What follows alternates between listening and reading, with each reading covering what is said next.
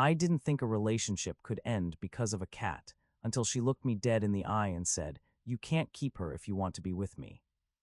Hey friends, please subscribe and turn on notifications, like this video, and leave a comment with your impressions. This will be a great help. Thank you. We never tire of reminding you. It's all thanks to you. I'm a 22-year-old guy, and at the time this happened, I was dating a 21-year-old woman I honestly adored. I'm going to call her Leela. We met through school and a couple shared friends. She was sharp, organized, and the kind of person who could explain what she believed in without sounding unsure. That confidence was part of what pulled me in. She was vegan and not the casual kind. Veganism wasn't just food to her. It was her moral compass. When we first started talking, she made it clear she wanted a partner who took it seriously. I respected that. I wasn't vegan, but I wasn't a heavy meat eater either. I was already somewhere between trying and mostly plant-based, so it didn't feel like a huge leap. I liked her enough to try. I didn't do it to earn points. I did it because I wanted our values to line up if this was going to become real. For a while, it did feel real. We had a good rhythm. We'd cook together, we'd plan things, we'd talk about the future the way couples do when they get excited and a little reckless. Not reckless in a bad way, more like that early optimism where you think, if we can do this one thing, we can do anything. But the one thing we never truly addressed was my cat. Her name is Mittens. I got her 3 years earlier, and she wasn't a cute accessory. She was my pet in the real sense, meaning, responsibility, routine, vet appointments, food, litter, and that quiet companionship that fills up a room when you live alone. Mittens is the kind of cat that follows you from room to room like a small shadow. She'll sit just close enough to touch your ankle with her tail so you know she's there. When I study, she jumps onto the desk and headbutts my wrist until I stop. When I'm stressed, she'll curl up on my chest like she's claiming me from the world. Leela knew I had Mittens. It was never hidden. Early on, she'd come to my place occasionally. She wasn't mean to the cat. She'd pet her once or twice, but she never looked comfortable. She'd wash her hands immediately after, like she was afraid to admit she liked the feeling. I assumed she wasn't used to cats, or maybe she had allergies, or maybe she just didn't connect with animals the way I did. We worked around it. Most of the time, we hung out at her place. Her apartment was cleaner than mine. She had plants and matching dishes and a couch that didn't look like it had survived a college move. It made sense. Mittens stayed in my world, and Leela stayed in hers, and we met in the middle. Then everything got more serious. 7 months in, the "where is this going" conversation started happening naturally. We talked about living together, not immediately, but sometime soon. We talked about how much rent was, what neighborhoods we liked, and stupid little future details like whether we'd get a bigger bed or just keep hers. It was the first relationship I'd had that felt like it could actually become adult life. And then Leela changed the subject, like she'd been holding it in her mouth for weeks. She said, if we're going to live together, we need to talk about Mittens. I smiled because I thought she meant something reasonable, like litter box placement or cleaning or boundaries. I said, yeah, sure, what about her? Leela took a breath and said, I don't think I can be in a relationship with someone who owns a cat.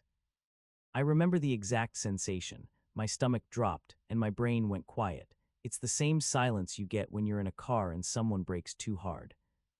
I said, okay, what do you mean owns a cat? Like I have a cat, you've known that. She nodded, I know, but I didn't think it would get serious, and now it is, and it's not compatible with what I believe. I waited for the rest, because surely there was a softer landing. There was. She said, if you want a future with me, you can't keep her. I stared at her. I actually laughed once, not because it was funny, but because it sounded unreal, like she just suggested selling my kidneys to pay rent. I said, Leela, no, I'm not getting rid of my cat. Her face tightened, and she looked at me like I'd failed a test she hadn't told me we were taking. She said, I'm serious. That's when I felt something shift inside me, because up until then, I thought we were a couple having a conversation. Now it felt like a courtroom, and I was the defendant. I tried to stay calm. I said, Mittens is family. She depends on me. I'm responsible for her. Leela didn't respond to that point at all. She just launched into her reasoning as if it was a presentation she'd rehearsed. She said cats are obligate carnivores, meaning they have to eat meat, and by feeding a cat, you are directly paying for animals to be killed. She said that being vegan isn't just about what you eat. It's about refusing to participate in animal exploitation, and that owning pets is exploitation. She said cats also hunt, and even indoor cats have impacts, and outdoor cats kill birds and small animals. Some of what she said was factual. Cats do eat meat. Cats do hunt. Outdoor cats can harm local wildlife. None of that was news. But the conclusion she drew was what stunned me. She said the ethical answer is for people to stop keeping cats at all. She said that ideally, cats as domestic animals should stop existing over time. I blinked. You're saying cats should go extinct. She didn't flinch. I'm saying they shouldn't be bred and people shouldn't keep them. It's immoral. I looked down at my hands. I was trying to figure out how to respond without exploding. Because the moment someone takes something you love and says it's immoral for it to exist, you can feel rage starting to build, and rage is the worst tool to use if you want to end up with clarity. So I asked the most basic question. What did you want me to do? She said rehome her, give her to someone else. That word rehome made it sound gentle, like moving a plant to a sunnier window, but I knew what it meant in real life. It meant packing up Mitten's things, putting her in a carrier, hearing her cry, handing her off, and coming home to an empty apartment. It meant breaking a bond because someone else didn't approve of it. I said no. Leela's eyes hardened. So you're choosing the cat. I said I'm choosing my responsibility, and yes, I'm choosing not to abandon an animal that trusts me. She started asking me questions, like she was trying to trap me in my own words. How many animals have died to feed your cat? Do you realize you're paying for suffering? Would you be okay with it if it was human meat? That one made me sit up straighter. I said no, that's not comparable, and you know it's not. She said, why is it not comparable? Because you've been conditioned to care about humans more than animals. That's speciesism. I could feel the conversation turning into an ideology spiral, the same spiral where anything you say becomes proof that you're morally corrupt. It didn't matter that I'd changed my diet. It didn't matter that I'd been supportive. The existence of Mittens was now a stain that couldn't be washed off. I tried to pull it back to real life. I said, Lila, you're asking me to do something cruel. You're asking me to abandon a cat who loves me. She answered, it's not cruel. Cruel is what happens to the animals you feed her. I sat there and realized we weren't speaking the same language anymore. I'm not here to bash veganism. I genuinely respect people who reduce harm, but Leela wasn't asking for reduce harm. She was asking for purity. She was asking for a world where anything complicated gets deleted instead of managed responsibly. I asked her, so what's your solution? Cats can't be vegan, so what, we just let them starve? We stop caring for the cats that already exist. Leela said we phase them out, we stop adopting them. That's when I knew she had crossed a line I couldn't follow her over. Because Mittens wasn't a theoretical cat, she was a living animal sleeping on my pillow at night. I ended the conversation politely. I said I needed time to think, because if I stayed any longer, I was going to say something I couldn't take back. I went home and Mittens greeted me at the door like she always did. She rubbed against my legs, purring, completely unaware that her existence was being debated like a political issue. I picked her up and she tucked her face into my neck like she belonged there. And that broke my heart because I realized this wasn't just a disagreement. This was a demand. That night, Leela texted me a link. It was an article about how domestic cats are invasive predators and how humans should stop keeping them.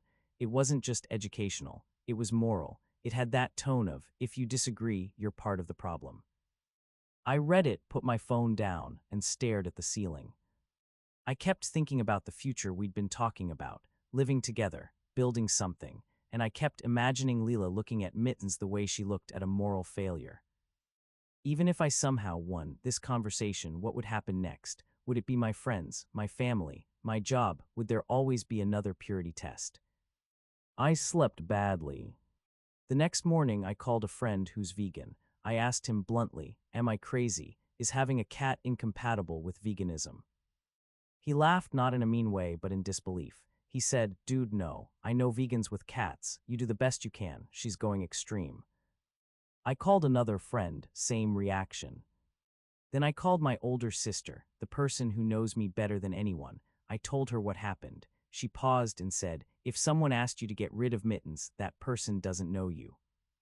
That sentence hit me like a bell, because it was true. If you understand me at all, you understand that Mittens isn't negotiable. But I still wanted to handle it cleanly. So I asked Leela to talk in person, not to argue, just to be clear. We met at her place. She had that calm, controlled expression that made it look like she was the mature one and I was the emotional one. She offered me water like this was a business meeting. I said, "I've thought about it." She leaned forward slightly, like she expected me to surrender. I said, "I'm not rehoming Mittens." Leela's face dropped, "So that's it." I said, "It's not that's it. It's a boundary. I'm willing to compromise on a lot. I'm willing to keep learning, but I'm not abandoning an animal that depends on me." She said, "Then we can't move forward." I nodded. I actually nodded once because there was nothing else to do. Okay. That word okay sounded strange in my mouth because part of me was waiting for emotion, for sadness, for her to say she understood, for her to say she was sorry. Instead, she got angry. She said, "I don't understand how you can claim to care about animals while directly supporting animal slaughter." I said, "Because life is complex, because Mittens is an animal, because I'm responsible for her, because I'm not going to punish her for existing." Leela said, "You're choosing your comfort over ethics." I didn't raise my voice. I didn't insult her. I didn't say, "You're insane," even though it was sitting right on my tongue. I said, "I'm choosing responsibility over an ultimatum." She stood up, "So you're breaking up with me?" I said, "Yes, I think we should break up." Leela stared at me like she couldn't believe I said it, like she expected me to fight for her, beg, promise to change, bargain. But something in me had settled. If you let someone take your loyalty and turn it into a weapon, you lose pieces of yourself over time. I didn't want to be in that kind of relationship. She said, "I hope one day you realize what you're doing." I said, "I hope one day you understand that love doesn't come with moral hostage situations." That was the harshest thing I said, and even that felt clean. It wasn't a personal insult, it was a statement. I left. On the walk home, I felt light and heavy at the same time. Light because the pressure was gone, heavy because I really had cared about her. I wasn't celebrating, I wasn't smug, I just felt done. The first week after the breakup was weird. My phone was quiet. My schedule suddenly had empty spaces. I'd catch myself thinking, I should tell Leela about this, and then remember I couldn't. Mittens adjusted faster than I did. She'd hop onto the couch, curl up, and purr like nothing had changed. And that made me feel both comforted and angry, because it reminded me how innocent she was in all of this. Then messages started coming in. Not from Leela directly, from mutual friends. People gossip, people always do. I didn't want to trash her, so I kept it simple. We broke up because she wanted me to get rid of my cat. Most people reacted the same way, disbelief, then laughter, then no way. One mutual friend told me Leela was telling people I chose violence over her. Another friend said she was calling me fake vegan and performative, like my effort only counted if it ended with me proving loyalty through sacrifice. I didn't respond. I didn't argue on social media. I did DM her. I didn't write some big public post. Instead, I did the most boring, responsible thing possible. I cleaned up the loose ends. I returned a couple items she'd left at my place. I asked her to leave anything of mine in a bag outside her door. No drama, no long conversation, just logistics. And that's when I realized something important. When a relationship ends, it usually ends on an emotional note. Tears, anger, closure talks. But sometimes the cleanest endings are the quietest ones. The ones where you don't seek validation from someone who already decided your values weren't good enough. A few days later, I went to the pet store and bought Mittens a new toy. A ridiculous one. A little feather thing that made her sprint like she was 10 pounds lighter. I sat on the floor and played with her for half an hour, just watching her chase and pounce, and I felt this wave of relief that surprised me. Because I hadn't just kept my cat. I'd kept myself. I'd kept the part of me that knows loyalty isn't conditional, that responsibility isn't negotiable, that caring about animals includes the ones already in your life, not just the ones you can use for moral arguments. Over the next month, I started seeing the relationship more clearly, not in a bitter way, in an honest way. I remembered how often Leela's love felt like a reward I earned by passing tests. I remembered how she'd phrased disagreements like moral failures. I remembered how she'd send me articles when she wanted to win instead of listening. And I started wondering how far it would have gone if the cat problem didn't stop it. Because here's the thing, the cat wasn't the real issue. The real issue was that Leela believed love should be conditional on ideological purity, and my cat was simply the first thing she tried to cut out of my life to make me match her worldview. If I gave up Mittens, would I have become someone she actually respected, or just someone she learned she could control? I think I know the answer. A couple months later, I heard through the grapevine that Leela had started dating another guy, also vegan, and I genuinely hope it works for them. I'm not rooting for her to fail. I'm not out here wishing karma on anyone. But I'm also not going to pretend I regret my choice. I wake up, I make coffee, I sit at my desk, and Mittens jumps up and presses her head into my hand like she's clocking in for her job as my emotional support supervisor. And every single time I think, I did the right thing. If someone watching this thinks the story is silly because it's just a cat, I get it. Not everyone bonds with animals the same way. But if you've ever loved a pet, if you've ever had that quiet companionship, that daily routine, that little living creature who trusts you completely, you understand why it matters. Mittens didn't ask to be part of my life. I chose her. And when you choose a pet, you choose the responsibility. No girlfriend, no boyfriend, no partner has the right to demand you break that responsibility just to prove something. And that's the part I want people to hear. If someone asks you to abandon an innocent creature that depends on you, they're not asking for a compromise. They're asking for a sacrifice. And sacrifices don't stop once you prove you can be pressured into them. So yeah, I chose my cat. And I'd do it again. Tell me in the comments, if you were in my position, what would you do? And where do you draw the line when someone you love gives you an ultimatum?